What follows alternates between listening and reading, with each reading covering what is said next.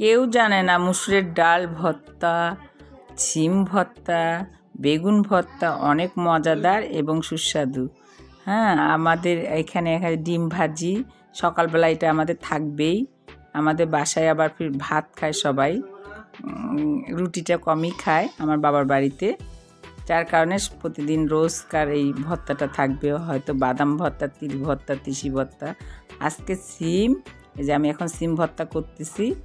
আমার বাবার বাড়িতে বেড়াতে আসছি, এখানে যে সকালবেলা ভাত খাবো, এজন্য সিমগুলো নিজে হাতেই ভর্তা করে নিচ্ছি। রসুন দিয়ে দিলাম।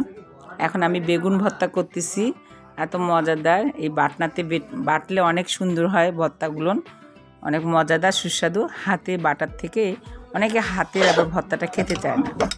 তারপরে যখন মুসুরের ডালটা সিদ্ধ করে নিয়েছি, সিদ্ধ করে নিয়ে এখন এই যে বাটনাতে আবার মরিচটাকে ভেজে নিয়ে আবার নতুন করে এটা ভর্তা করলাম। রসুন বাটা দিছি, তারপরে ডিম ভাজি আর এই ডাল ভর্তা।